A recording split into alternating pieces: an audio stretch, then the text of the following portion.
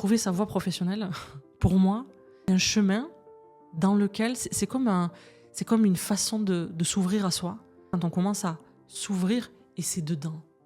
Tant que tu n'as pas commencé à ouvrir à l'intérieur et que tu n'as pas vu et le beau et le sombre, bah, tu sais pas où tu vas, tu es perdu, c'est le brouillard. Donc moi qui accompagne pas mal les transitions professionnelles et les gens qui cherchent leur voie, c'est une merveilleuse rencontre. C'est s'engager sur un chemin en fait, où on va découvrir la magie qui se cache à l'intérieur de nous. À partir du moment où tu connectes à la magie à l'intérieur de toi, bah, tu vas avoir moins besoin de chercher à l'extérieur. Ça ne veut pas dire qu'il faut t'isoler, ça ne veut pas dire que tu n'as plus besoin des autres, hein. Mais je vais avoir moins besoin de chercher à l'extérieur ou de m'agiter à l'extérieur, parce qu'en fait, j'ai ressenti, je l'ai vécu à l'intérieur de moi, j'ai touché du doigt des choses qui sont en dedans. Ça veut dire que ça me fait tellement de bien que l'autre soit là à côté de moi, m'accompagne, mais par contre, si l'autre n'est plus là, il y a quelque chose en dedans. C'est à moi, et ça, on ne peut pas me l'enlever parce que c'est dedans. T'imagines la puissance ? C'est ça, hein, quand on parle de pouvoir personnel, mais le travail d'aller chercher ce pouvoir personnel, ce pouvoir en dedans, c'est d'une puissance. Et c'est là que tu te rends compte en fait qu'il n'y a pas de vide et que c'est rempli à l'intérieur. Tu vois ? Je dis quand on est à côté de soi, donc soit qu'on n'est pas du tout dans la branche dans laquelle on devrait être parce que on a fait des choix, etc., mais, qui avaient du sens, mais voilà, ou qu'on est dans notre domaine, mais où on sent qu'on est un petit peu à côté de la plaque. Ce qui va se passer, c'est qu'on ne va pas utiliser notre énergie. On a tous une énergie qui nous est propre. Et quand cette énergie, elle n'est pas utilisée, quand elle n'est pas exploitée, eh ben, elle va, d'une manière ou d'une autre, essayer de s'exprimer. Sauf que quand on ne la met pas au bon endroit, ben, elle va s'exprimer dans, par exemple, hein, je te donne des exemples, elle va s'exprimer dans du sport à outrance, consommation de relations à outrance, je vais beaucoup manger. Enfin voilà, on va aller dans cet excès-là parce qu'à un moment donné, il y a quelque chose. Alors, il n'y a pas que ça hein, derrière des addictions, par exemple, mais ça peut être aussi, moi je le retrouve beaucoup chez des gens qui cherchent leur voie. Ils vont avoir des comportements comme ça, mais parce qu'il y a une frustration. Il y a comme un vide, quelque chose qui... Mais pas un vide qui est lié à un vide intérieur de j'ai été blessé quand j'étais enfant, etc. Et je manque d'amour. Mais il y a un vide parce que j'ai besoin de me nourrir. Il manque de la nourriture. J'ai besoin de faire quelque chose de toute cette énergie-là.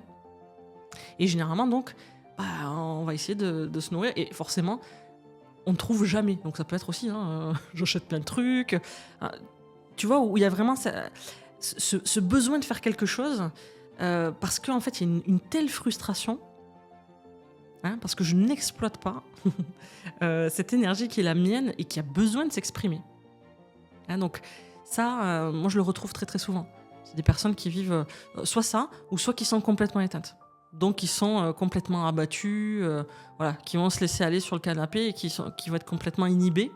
Donc c'est soit l'un soit l'autre. Ça dépend de l'énergie aussi des personnes. Mais quand c'est pas exploité, finalement ça se retourne contre soi.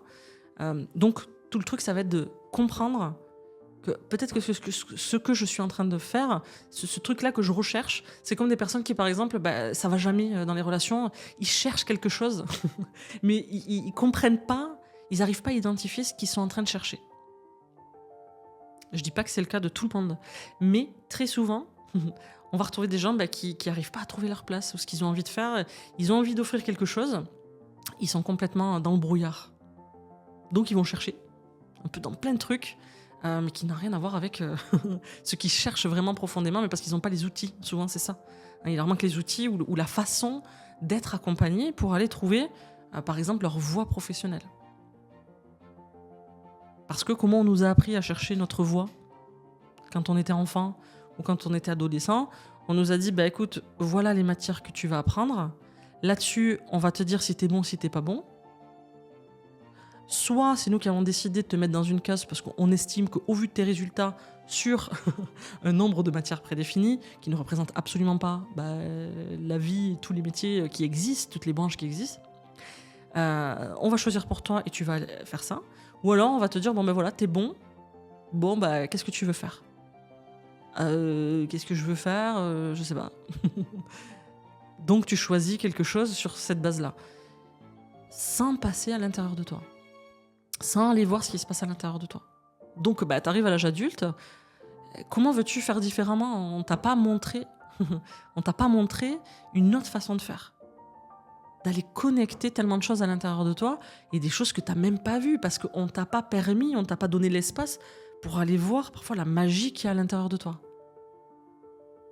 Donc il y a plein de gens qui sont aujourd'hui dans des branches ou dans un métier où ils ont une idée d'eux-mêmes basée sur des jugements qu'on a portés sur eux quand ils étaient à l'école.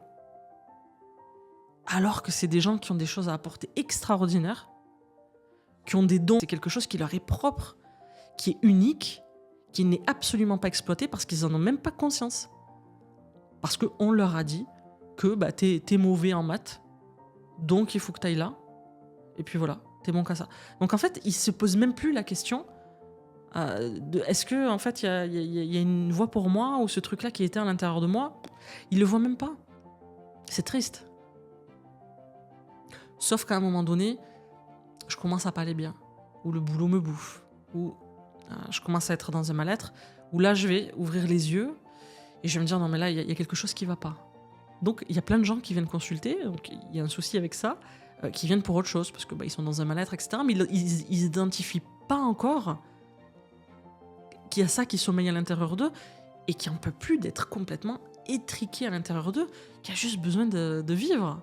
Il y a leur âme qui tape à la porte et qui dit non mais c'est mon heure là.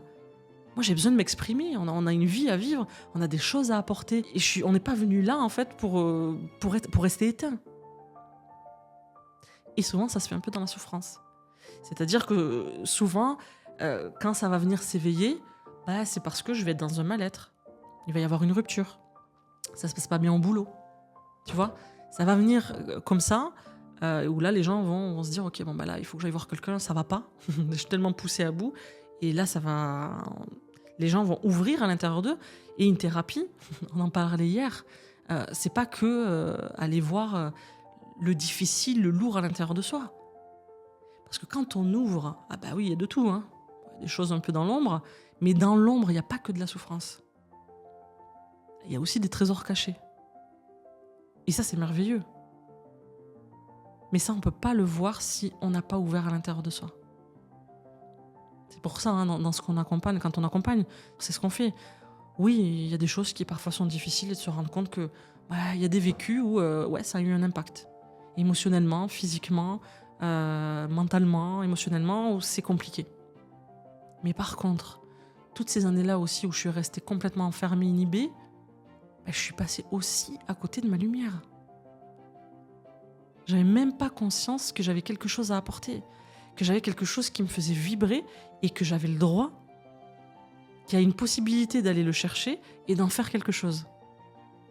Je trouve ça hallucinant qu'on passe à côté de ça. Quand tu fais ce qui te fait vibrer, t'es porté, t'es connecté à cette lumière à l'intérieur de toi, t'es connecté à quelque chose de plus grand, t'es plus tout seul. T'es porté, t'as confiance en la vie, il y a quelque chose qui s'ouvre.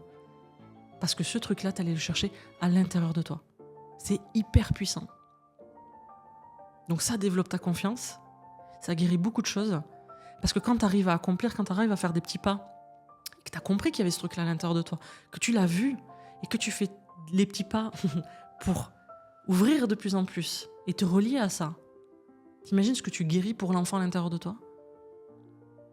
Qui se croyait nul, pas aimé, qui servait à rien, qui n'osait pas parler, qui pensait qu'il était à côté de la plaque. Qu'est-ce qui se passe pour cet enfant à l'intérieur de toi quand tu commences à découvrir qui tu es et que tu commences à t'en servir ?